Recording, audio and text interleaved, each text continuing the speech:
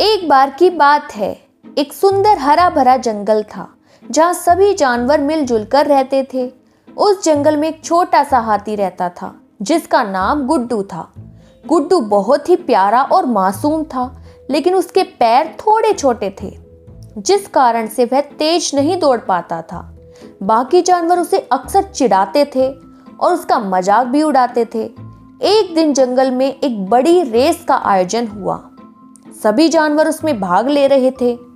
तेज दौड़ने वाले चीते, हिरण और खरगोश तो बड़े उत्साहित थे, लेकिन गुड्डू उदास था। उसने सोचा, मेरे छोटे पैर हैं तो मैं कभी जीत नहीं पाऊंगा। लेकिन उसकी माँ ने उसे हिम्मत दिलाई।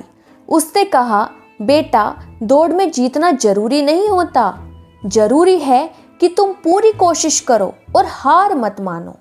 गुड्डू ने माँ की बात मानी और रेस में हिस्सा लिया। दौड़ शुरू हुई और सारे जानवर बिजली की तरह दौड़ने लगे।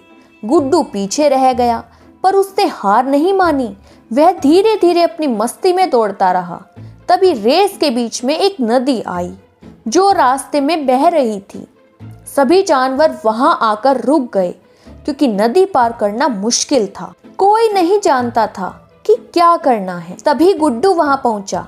उसके छोटे पैर थे, लेकिन उसकी सूंड बहुत लंबी और ताकतवर थी। गुड्डू ने अपनी सूंड से एक एक करके सभी जानवरों को नदी पार करवाई। सब जानवरों ने गुड्डू की तारीफ की और कहा, तुमने हमें बचाया। तुम्हारा आकार चाहे जैसा हो, तुम सबसे बहादुर हो।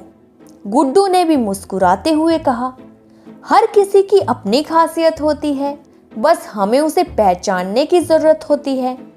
रेस के अंत में सभी जानवरों ने गुड्डू को विजेता घोषित किया क्योंकि उसने मदद, धैर्य और हिम्मत की मिसाल पेश की थी।